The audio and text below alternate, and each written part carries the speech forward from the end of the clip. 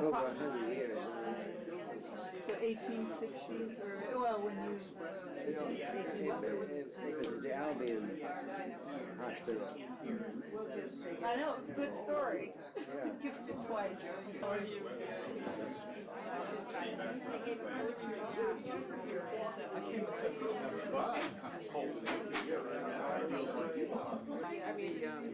The evolution of Great. the ambulance has been as major as anything. We were there doing these things. Maybe Pam might know what they are too.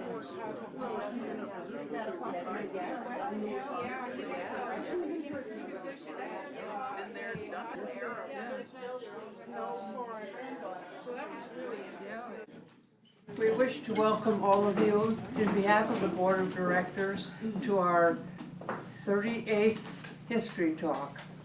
And these will happen on the fourth Sunday of every month from now until the end of October. So we hope that you will all be back, you know, for all our future ones, and I think that you will find them very interesting. And we're very happy to have Dr. Don Hahn and Dr. Jim Swallow here to kick off our season today. And I know that probably some of you were their patients while they were doctoring and they came in the 60s and the 70s to Mendocino, and they probably will have some stories to tell about how it was then compared to how it is now. And over the years, the Hahns have been our neighbors, and our children babysat their children, and so, you know, it's been more than just a patient doctor relationship. They have been wonderful neighbors to us, and we're very happy that they are both here to share their memories of those early days that they came here to doctor. So we give you Dr. Don Hahn and Dr. Jim Swallow, and you know, at any point if you have a question, you can raise your hand and ask them, because we want this to be a conversation with the audience. And after this, it's being videotaped by MCTV, and after their broadcast on Channel 3, the videotape or the DVD will be available for sale, and Kelly House will also have a copy for their iCards. So, you know, it will become a part of history, such as all of these things are. And so we thank you very much for being here. And after the presentation, refreshments will be served in the kitchen. And you may also ask the doctors maybe further questions afterwards. Thank you.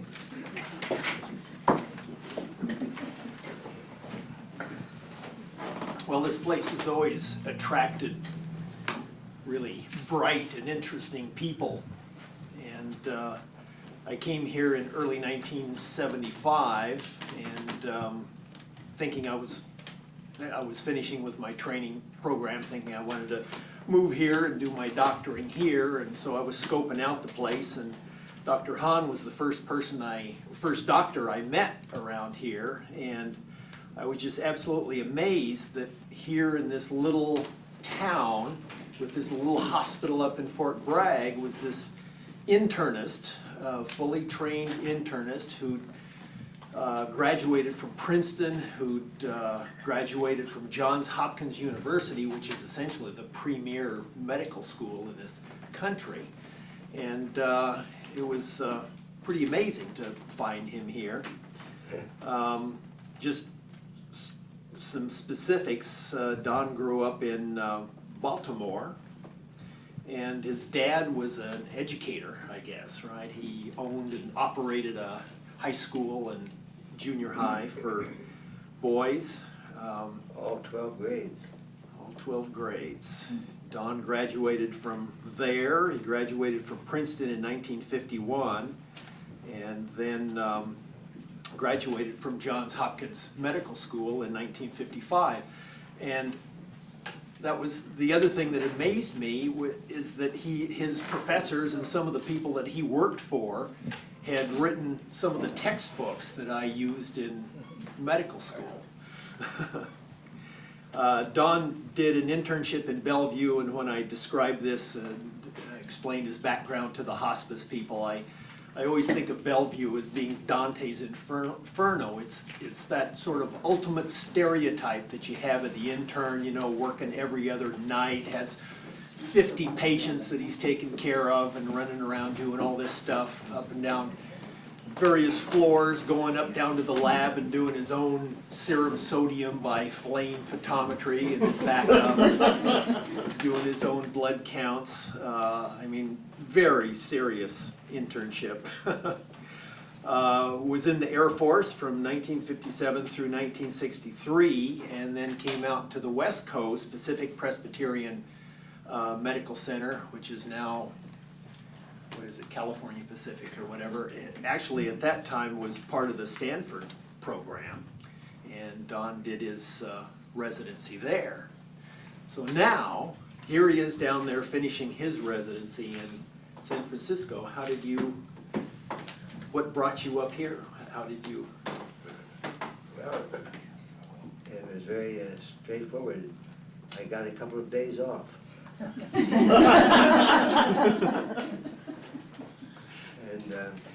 I had heard about the North Coast being a destination, as you said. And coincidentally, two friends, good friends, independently recommended that I overnight in Mendocino. So with that sort of a recommendation, I headed straight up the coast and had the experience that is special for particularly all of us who came from elsewhere. That view of town as you approach from the south, it just blew me away. And oh my gosh, I may not be able to get a room in there. So I speeded up a little bit to a roaring halt in front of the hotel, into the lobby, where there was no one, except the manager, who was Biff Buckaloo. Yes. So that naturally led to figuring whether such a thing could happen. I'd always considered myself a city boy. The chance of trying to live in such a place as this was just too tempting. And so I looked up. There were two realtors in town, which seemed like maybe one more than they needed.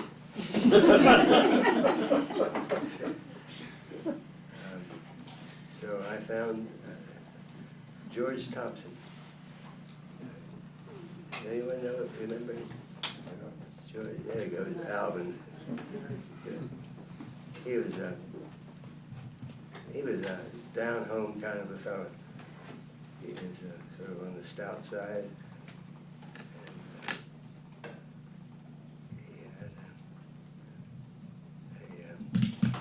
Ugly dog. So he took me around to a few places that could be converted into a medical office. And one was too big. The one that became, what's her name, the Murder, She Wrote. That was up for sale. That was too big. And then there was a little house down just below Crown Hall, where the previous occupant had not long ago passed away. And it was a little house.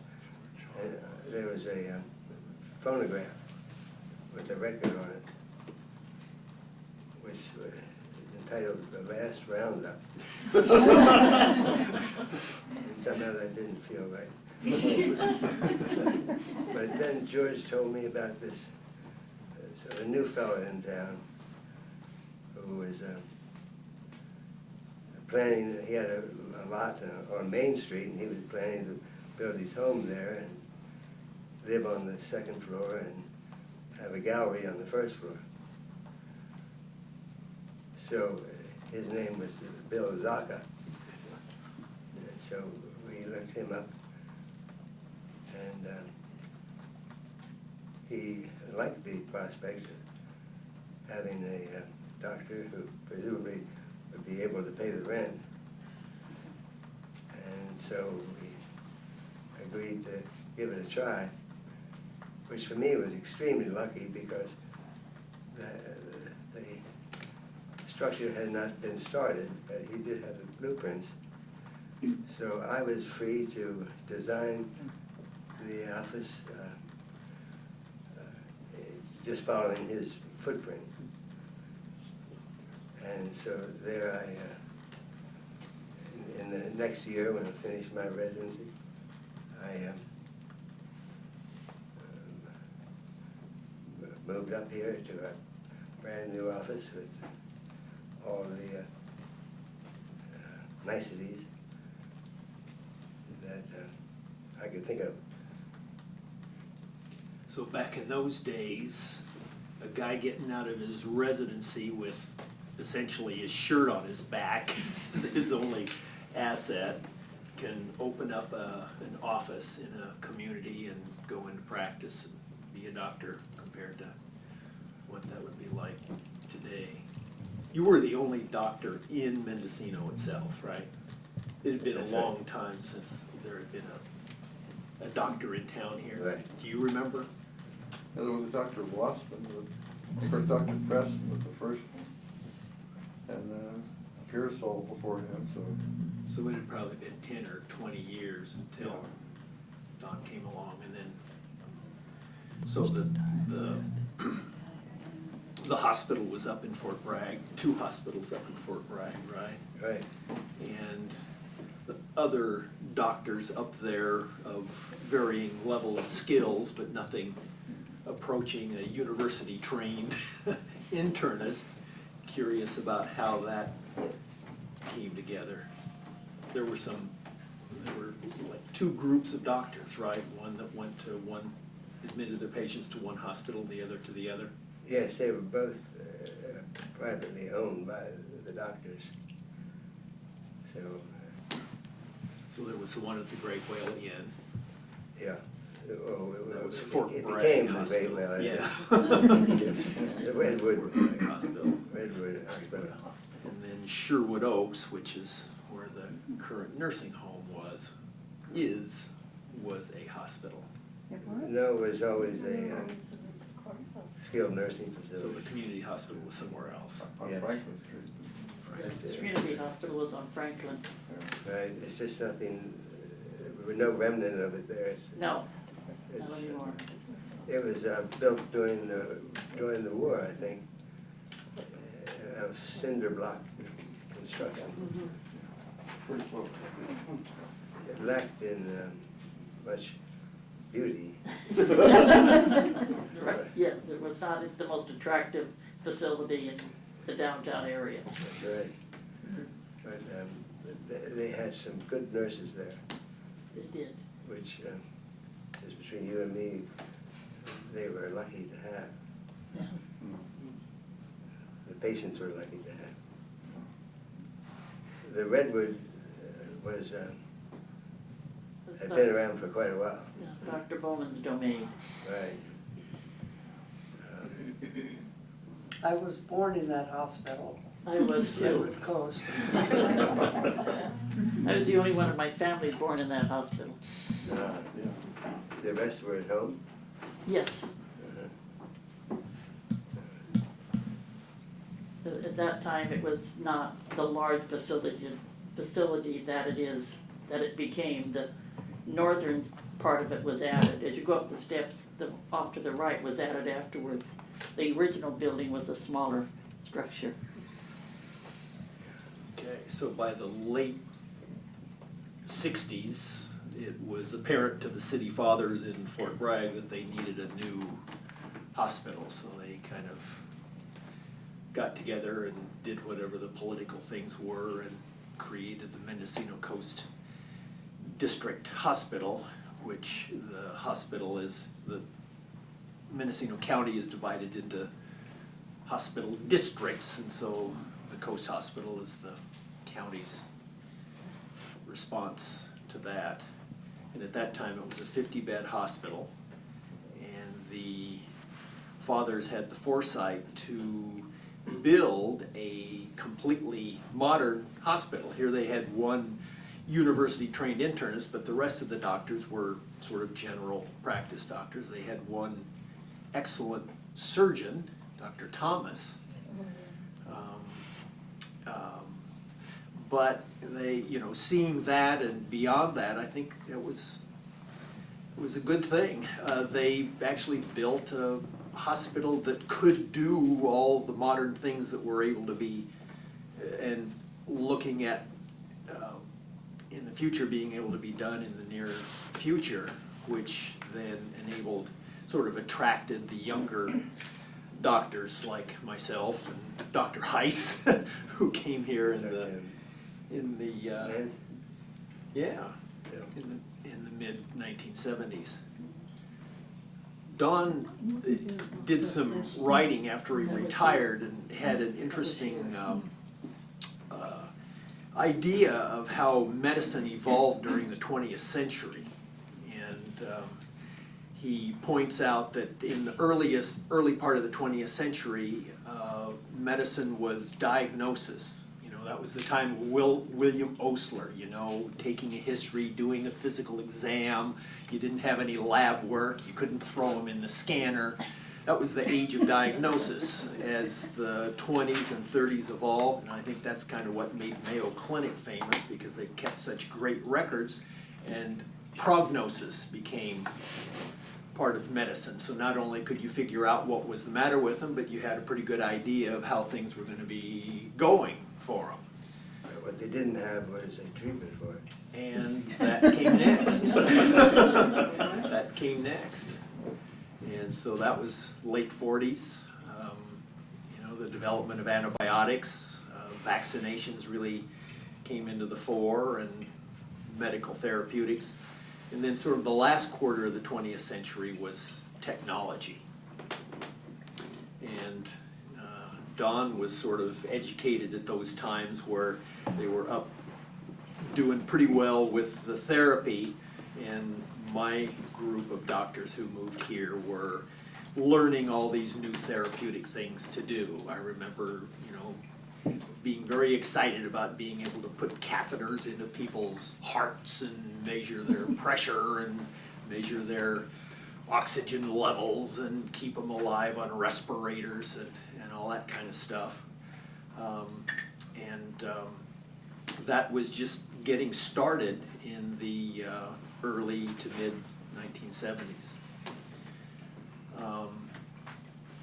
The other step that seemed to occur, the transition around that time, I keep mentioning the general doctors up in Fort Bragg of varying level of competence. Don has some interesting stories about how when the new hospital came online, the hospital wanted to be approved as an approved hospital, and that's where the Joint Commission on Accreditation for Hospitals comes from. You might have heard of the JCAH. Sort of required, has these standards for what they would approve of a hospital being, and that's what the Fort Bragg, the Mendocino Coast District Hospital required. Well, the medical staff then had to be formed, and Don was the first chief of the medical staff there, and I think that was an interesting time, that transition of doctors to the new hospital. Getting on the staff, staying on the staff, staying in good standing. You might describe it as interesting.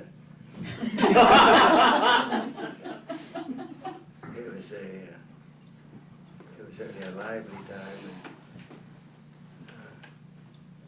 fortunately, there were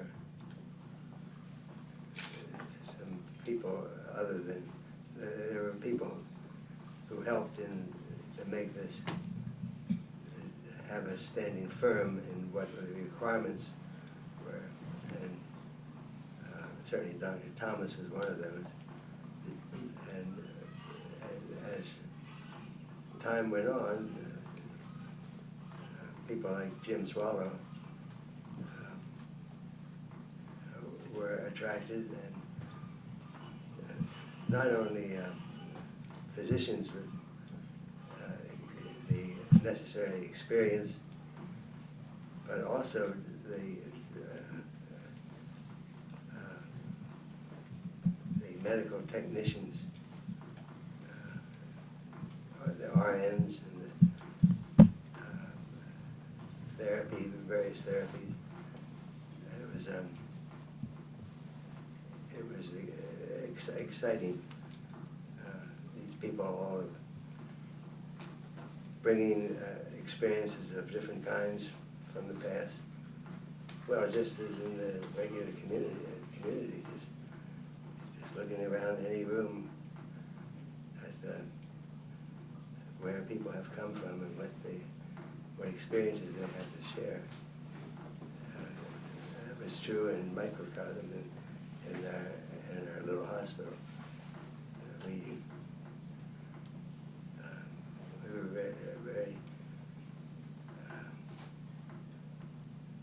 stimulating time.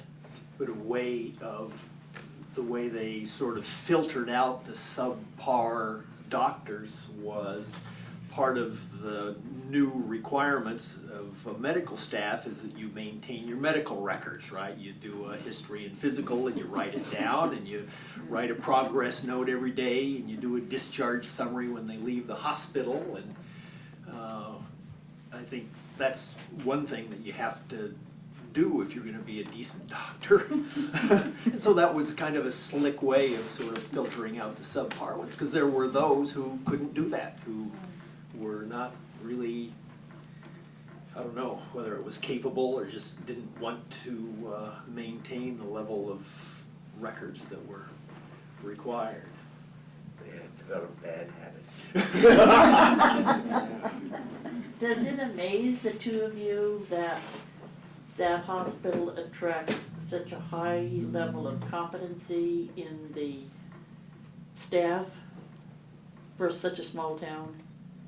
Well, that is a little bit what I was pointing out before. You know, when you come here and you say, my God, here's this guy that went to Johns Hopkins, and here's another guy that went to UC, and you know, they were all university trained. It developed a momentum.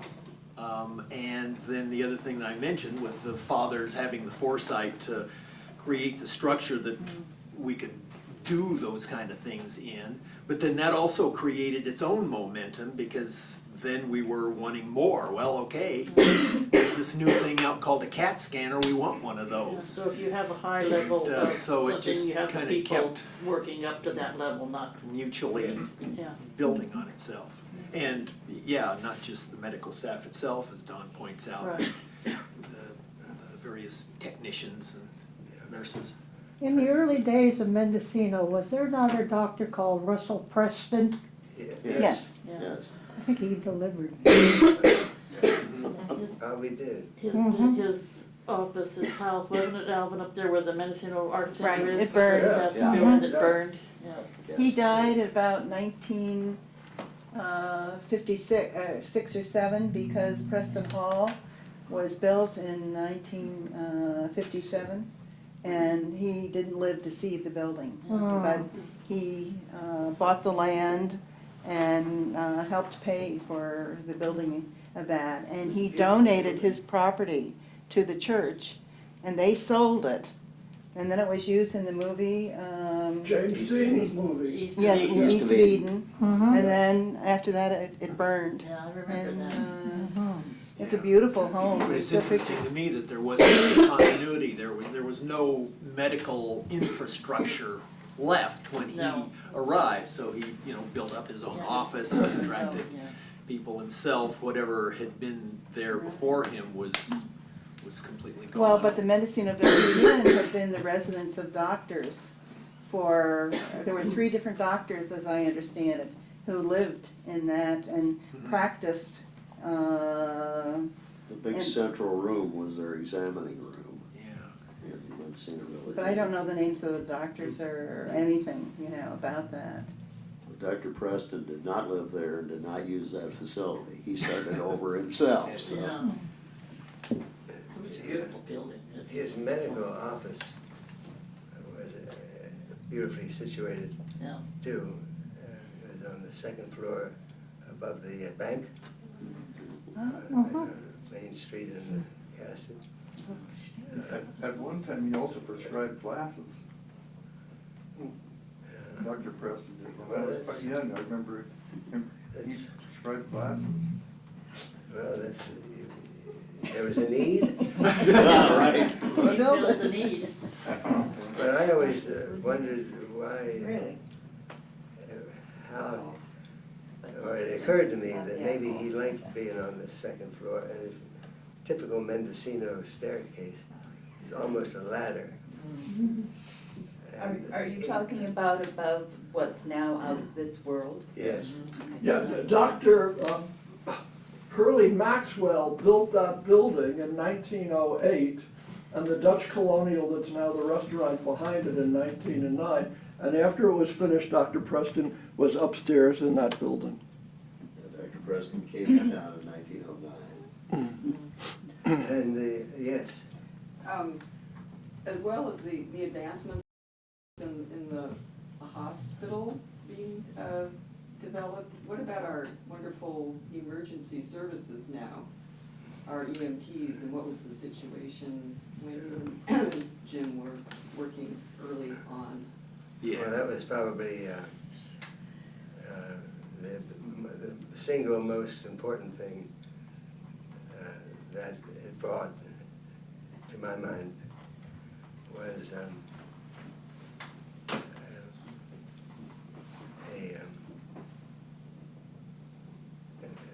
what it produced or contributed outside the walls of the hospital, with the ambulance attendants who were brought a lot of training and to the point where they can practically have an emergency case started on treatment before they even reach the doors of the hospital. And a big improvement over. When you arrived, the ambulance service was also the undertaker. It's pretty good. Oh, yeah. That's what I was just about to say. If I had a question, was that you who said that? Conflict of interest? Yeah. Shame. But it's even beyond that. Their technical skills were, snatch and run. Pick them up, put them in there, and gee, maybe we ought to try some of that oxygen stuff, huh? Maybe we ought to carry an oxygen bottle in the thing. So you might get a little oxygen, but basically it was transport. And of course, it's evolved now to, like he's saying, you got this little portable intensive care unit that is. Yeah, When did we get a real ambulance? Not necessarily with an EMT, but just an ambulance. That was probably late 70s, early 80s when the Lovely. ambulance service started. Yeah, Yeah, that was about that time. because it was the funeral home for the first 3 or 4 years that I was Yeah. here. That was the ones that would respond. Uh-huh. Then it evolved into the fire department had one, right. and then the hospital had their trained ones. So it was sort of an evolution of, we'd get them there, but in what condition would the person be? Yeah. I mean, I'm not, the times, now it's like a, small contained hospital almost, emergency room and the. Yes.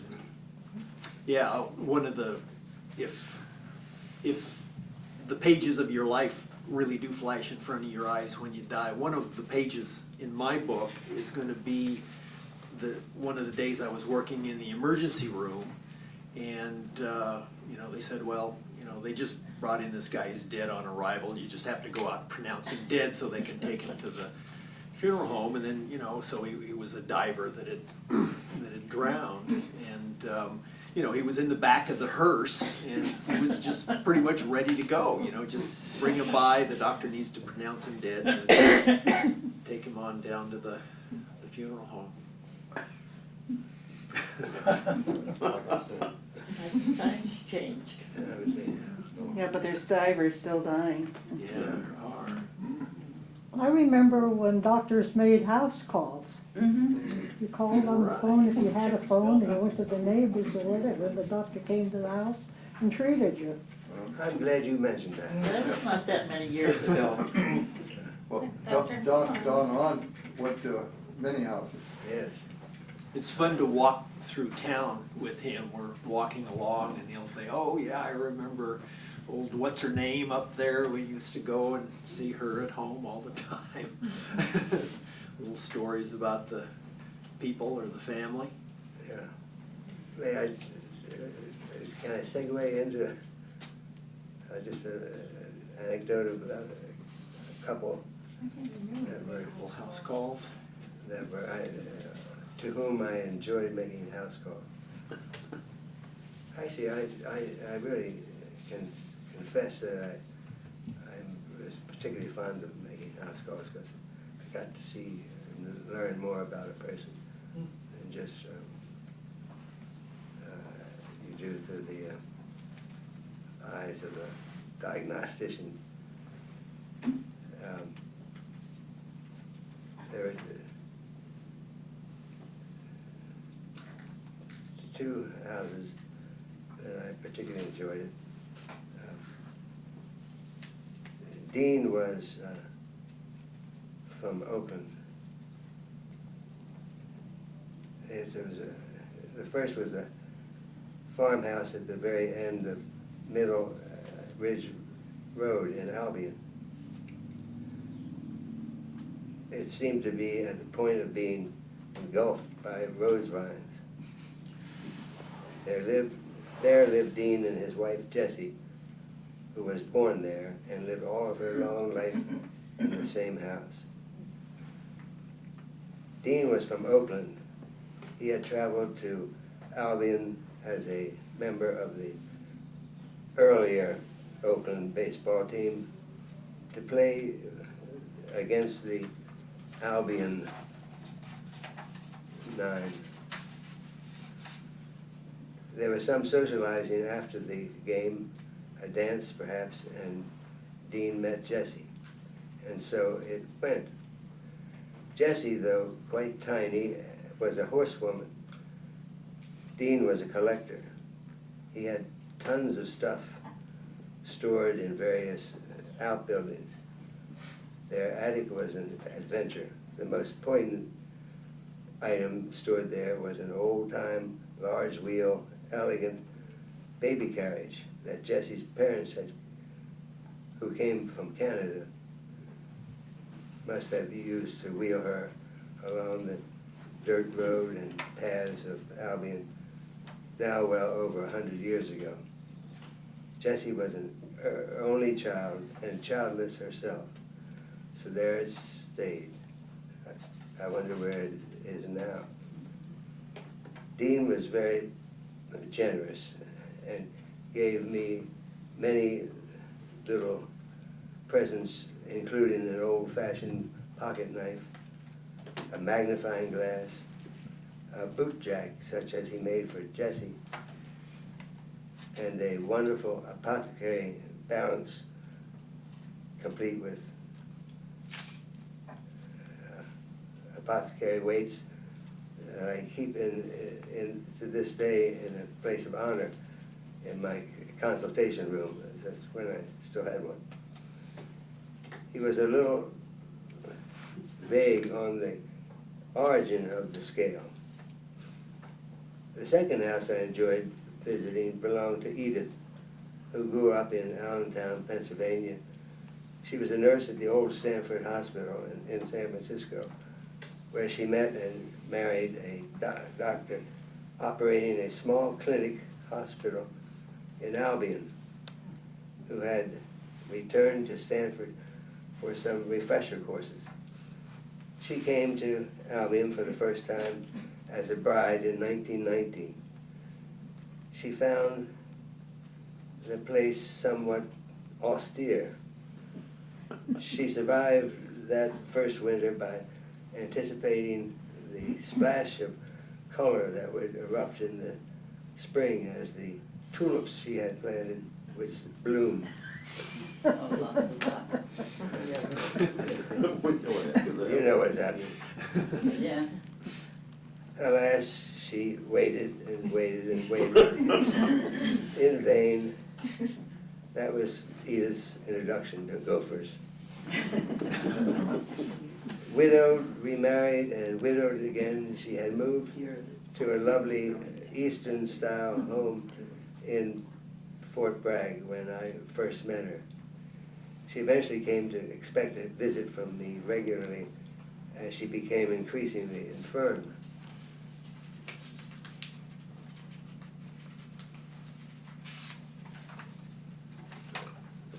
Before then, when she was still quite able to come to Mendocino, she was sitting in my consultation room one morning when she spied the apothecary balance.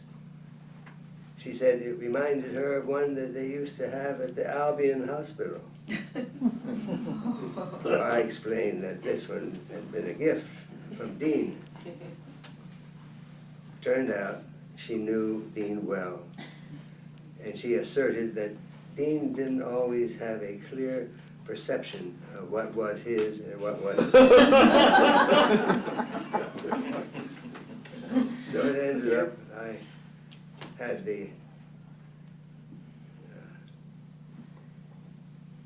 scale given to me a second time. This time by Edith. You might say it all balanced out in the end. Oh dear. You know, going back to the fact that there are people who are firm and trying to maintain standards. How I could talk this long without introducing Nicola, whose father, Morris Boynoff, was a rock in those years. Thank you. He was the last unchained pharmacist. Good man. Yeah.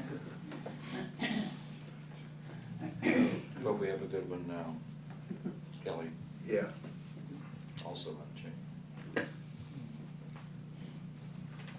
Oh, one other thing I wanted to mention is we've talked over the old hospitals. You all know about the fact that there was no elevator in this 3-story hospital. And so that, I don't know, they made some requirement that they be tested, but certainly hiring the nurses, they must have taken that into account, because often they had to push them up 2 flights on a gurney. Those ramps were quite steep. Yeah. Was this the Fourth Bragg Hospital, or the, No, This is those what the blue- Gray Whale Gray is. Whale. The Gray Whale, The right. Graywood Coast We've Hospital. seen And those it had to have had, excuse me, the coldest x-ray room I have ever been in my life. Down in that basement, I don't think the heat, I don't think the heat ever reached that bottom floor or the basement where the x-ray unit and the other can't remember, God, I must have been quite young when I was there, but when I broke my arm. But in later years, I was down there and I thought, boy, I hope they hurry because it's chilly.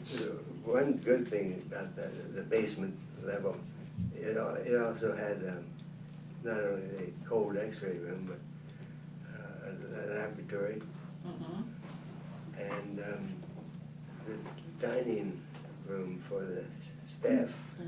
I don't know whether it was also for ambulatory patients, but that was a hit.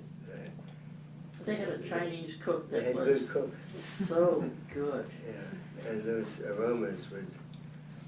Yeah, you could, even up on the top floor, you could smell them. And then not only the doctors of his generation were making house calls still and enjoying them, you had a certain amount of emergency room call as well as a requirement of being on the medical staff, whether you were an internist or a surgeon or an ophthalmologist, psychiatrist, you had to stand so many days a month in the emergency room. Yeah, which was a risky business.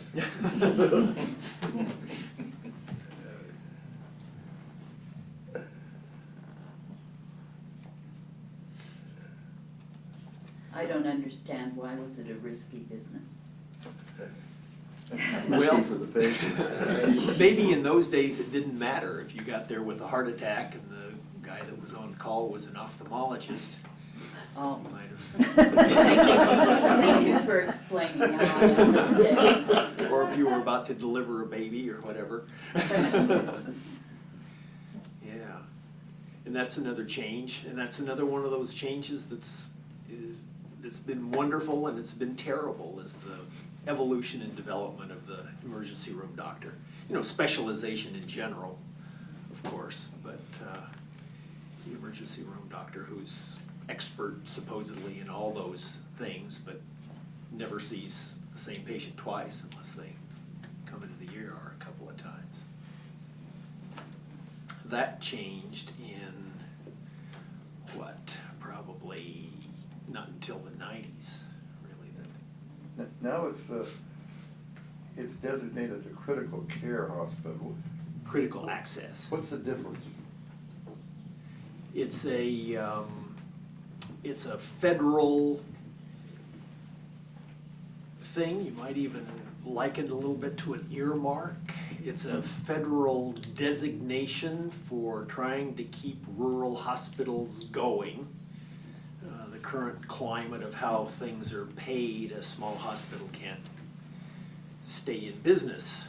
But if you're a senator from Wyoming or Alaska or a rural state and you have a fair amount of clout, you'll develop a program where if your little hospital qualifies, it can get paid a lot better than it would as if it was a big hospital down in the city.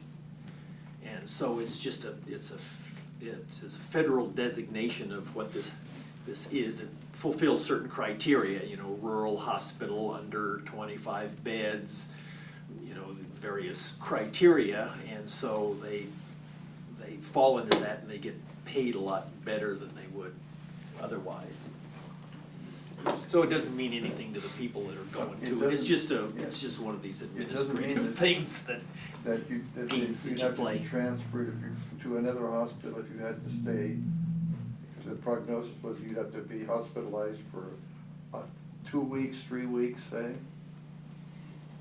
That can still happen. That can still happen. Yeah, the people that were against the idea played that up quite a bit. There's a theoretical possibility that if the hospital is, quote, full, and you're the least sick there, you might get moved somewhere. They've been a critical access hospital for 2 years, and I don't think that's happened yet. Okay, Could, theoretically, but just curious. yeah, it did require a reduction in the number of official beds. When they first started it up, it was 50 beds, and now it's 25, that's one of the criteria of what a critical access hospital is, 25 or fewer beds. But they're able to do everything they do. You know, it's so much different. I think, you know, people are staying in the hospital a lot less number of days nowadays. Another one of those things that's very good and very bad, both together in one thing. You know, it was no problem back in the, you know, when I first moved here, certainly when Don moved here, actually the way hospitals were paid, there was really no motivation to have much of a turnover, so you could languish around as long as you wanted. Well, you know, how about that, you know, the 2-week, you know, we talk about that. And Don has some real interesting reflections on that. You know, you have a baby and you're in bed for 2 weeks, or you have a appendectomy and you're in bed for a week. You have a heart attack and you're put to bed for 3 weeks. 4. 3 or 4. And there's some problems involved with that. But that's just the change of the way things have gone because of the way medicine gets paid for. Paid for is where it's the bottom line. When I arrived here in 1965, I went and paid my respects to both hospitals and got a copy of their charges. And the daily rate was $27. And all of the soup you eat. And your first office charge, your office visit charge, when you first opened up? Oh, if it were a short visit, it was $250. But for a regular visit, Well, that's what it is now. A short visit is $250. I was in a private room in the old Redwood Coast Hospital, and the rate was $12 a day in 1954. I was in a ward in the hospital at Mendocino Coast District Hospital several years ago, and I hesitate to tell you. It's like, oh, it's changed a little bit. the one meeting that I attended there, which was billed as a staff meeting, where we could, the meeting was composed of Dr. Bowman, who was the owner, giving us all a pep talk and getting more patients in the hospital. But he had to pay the payroll, and these rates, he had to keep pretty full. So these are your office rates? You mind sharing those with the group?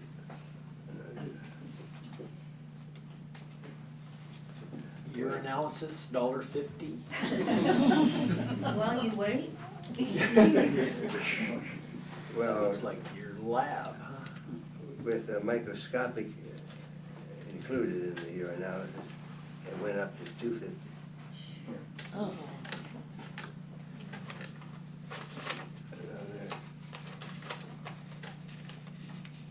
There you go. So here the brief exam has gone up to $5.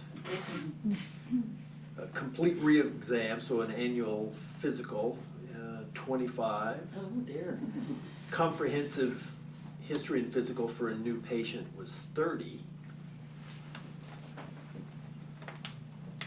$5 for an emergency room visit. Oh, wow. $10 for a hospital visit.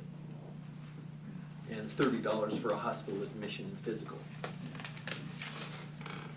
So that was 1965, 66, 67, around there. Yeah.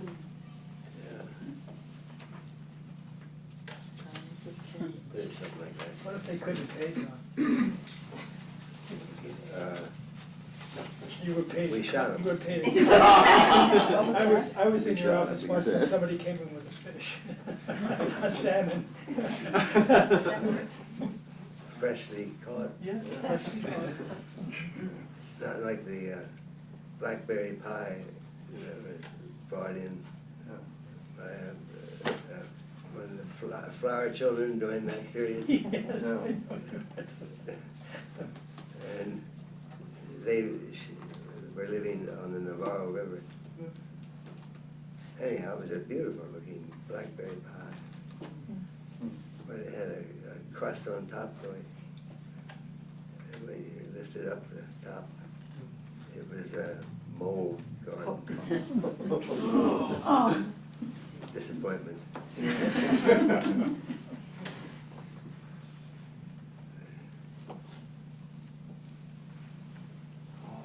had something else I was gonna say. Well, what was the scene like during the 60s with the hippies here, and the town was, Did Well, you I- see Dr. Swallow's Actually, I picture? wasn't.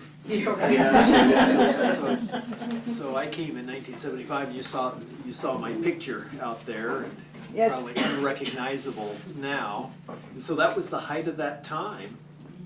And so when I came here, I had been trained as an internist in a university system, and actually had some pulmonary disease training as well.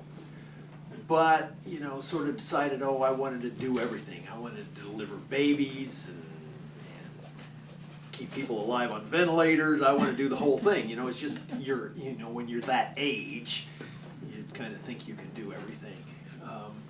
But what had happened with me was that I did my internship in San Francisco General, and we would come up here on weekends, and that's how I knew about this place. And then I went off to do my residency somewhere else, and we thought, gee, it'd be kind of a friend of mine that I worked with there as an intern. We thought, well, maybe we'd meet again someday and go into practice in Mendocino. And we both went separate ways, but actually it just so happened that we got back here. But he was very much into alternative medicine, and he joined up with another doctor who was also very much into alternative medicine, and they had the McCornack Center for the Healing Arts, which was one of Dr. McCornack's houses. It's now there has been the White Gate Inn for many, many years. And this one doctor was a surgeon, the other, my friend and associate, was a general practitioner, and I was internal medicine. There was a chiropractor, there was a polarity therapist, there was an aura reader, there were all these people, and I was working there. And Was Peter Barg there? Yeah. Peter Barg was one of them. It was Peter Barg, Neil Nathan, and me. And the problem was that I had this training and interest in critical care, and we were trying to share call with each other, and I couldn't share call with the surgeon, and the surgeon was kind of having a hard time with the idea of sharing call with me. So after a couple of years, I moved in with Don and another fellow that he was working with, and it was a little bit more, we were more directed in the same direction. But for those, that initial time, it was kind of a wild time. I was doing regular medicine that I had learned. I wasn't doing anything crazy, but there was some kind of crazy stuff going on around me, and it didn't take long for that to become a little uncomfortable. Yeah. They seem to have their hearts in the right place, but even a charlatan can have its heart in the right place. So it didn't work out very well. I heard this the other day talking about holistic medicine, which is big around here. It's big everywhere, I guess. But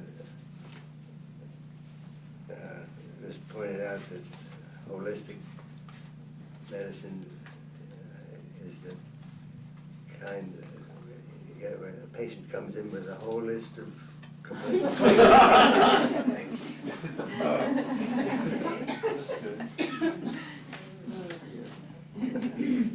Did you say something about Harold Robinson and when he came, how he fit in?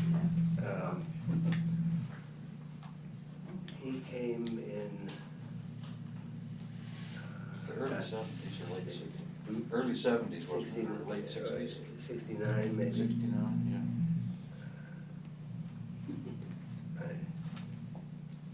No, he was around at that time, because he covered for me when I got married in 1969. And always been grateful to him for that. Certainly. Yeah. We honeymooned on the Navajo River.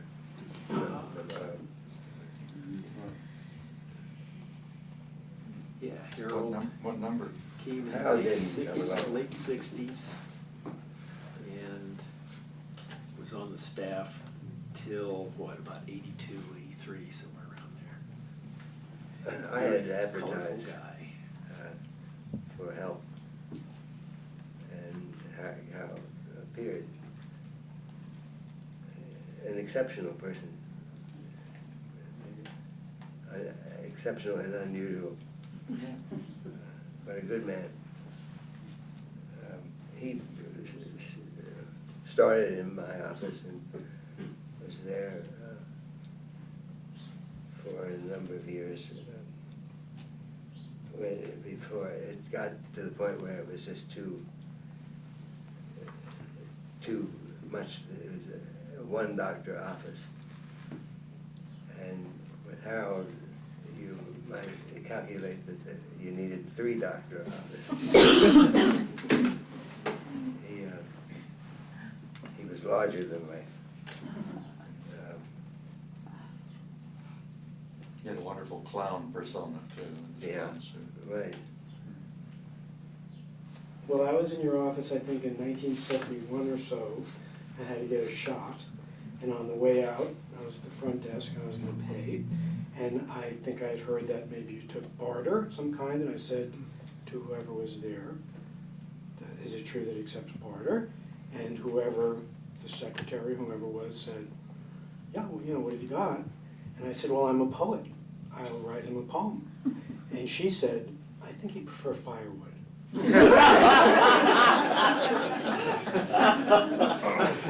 That was a good nurse.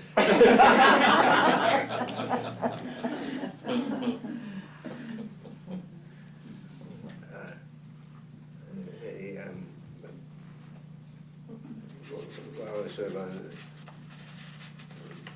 this makes me think for some reason laughter being of such therapeutic value in all of us, doctor and patient alike. And one of the biggest laughs I ever had in the office was involved Val Pollock, who was Quite a character. an old-fashioned socialist from us, Yeah. Austria. Austria.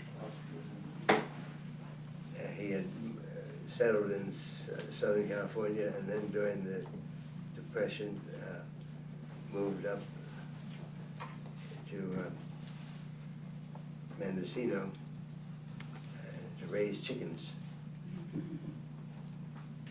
And he had quite a large spread there out on the 3 Mile Y. Almost to the forestry station. I can't tell you anything. I grew up, well, I didn't grow up, I was born here. That's even better. A long time ago. Oh, shut up. I just had to say that. Takes one to know one. So one Saturday morning, I had a phone call from, I was saying that there was a spread that he had a number of people living there in chicken coops or whatnot. And it was a very happy community. So one Saturday morning, I got a phone call from, I might mention this, that I was for a while like 9/11. That is, I had my office phone rang at home. If I wasn't in the office, the phone would ring and I would answer. So that's what happened this Saturday morning. And the phone call was that Val was very dizzy. And it sounded like it might be a stroke or something. So I said, bring him right down, I'll meet you at my office. Which they did and I did. And by the time he reached the office, he had come upon another piece of information. Someone had given him an Alice B. Toklas brownie.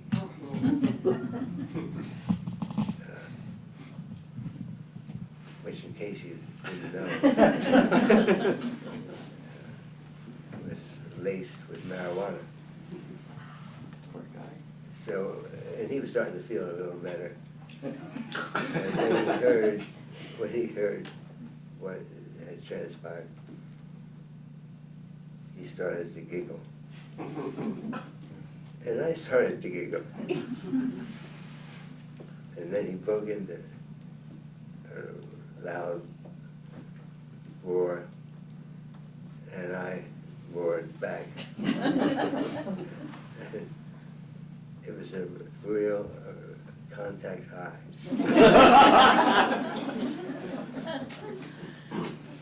Did you charge him $5 for Yeah. A story this brings to mind. There was an Englishman in town back quite a few years now, who was seemingly maybe trying to court or courting an English lady who lived in town,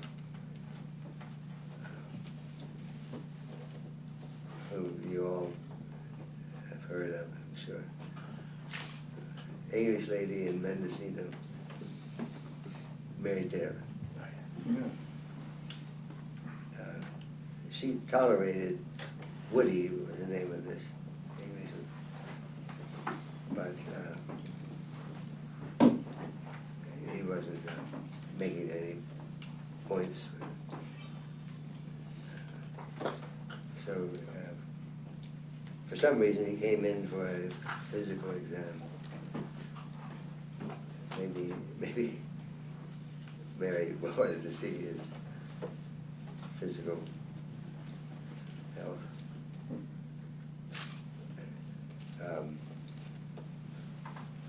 So this is all nothing to do with the story. He told me that he had seen a doctor when he was 16. He lived in the Cotswold country in England, and he was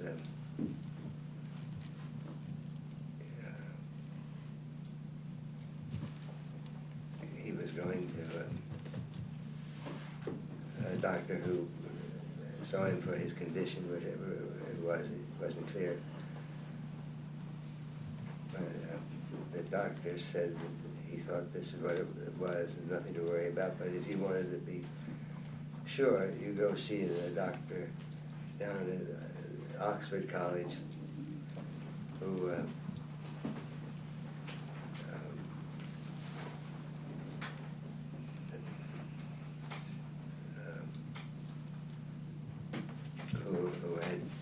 described this illness, sort of expert on Sir William Osler, who was the medical person of the era.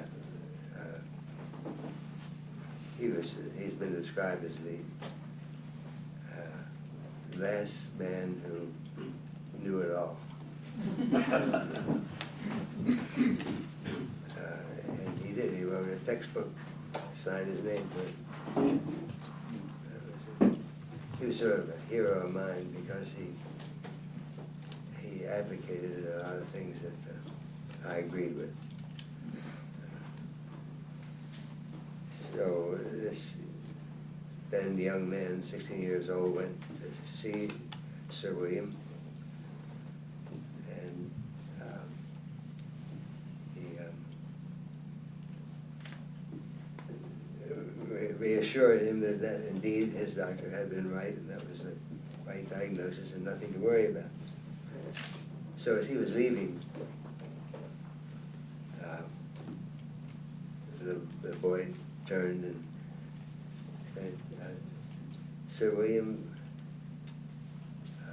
would you write me a note saying that I had to go to Canada for my health? Osler said, well, why do you want me to do that? Well, it turned out that the boy's mother didn't want him to go to Canada. He was trying to find a way. And Sir William said, oh, so you want me to snatch your chestnuts out of the fire? I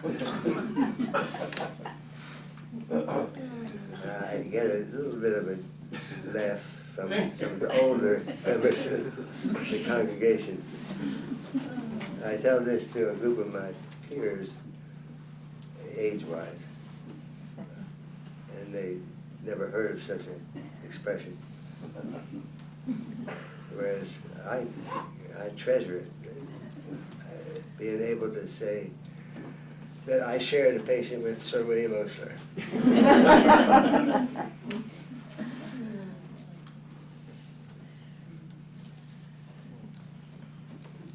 Well, any other stories or questions, or We're open to questions. Well, we thank you, gentlemen, very much for this wonderful presentation.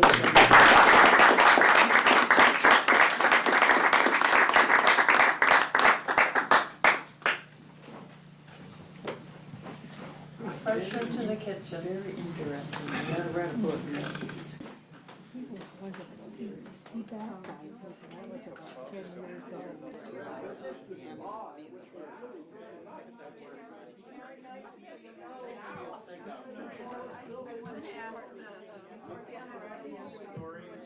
Oh, Dr. Jim's law, I put a. I think it's the Hopkins smell. So that's the smell.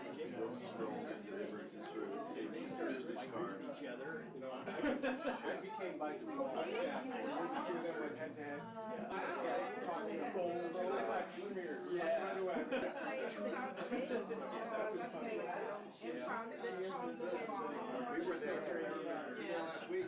Where did you go? Well, we were in Las Vegas. They were right before us. That was like April, March 30th. I have a famous name. Well, I talked to, did you want to did you make your way in there? Okay. The other people.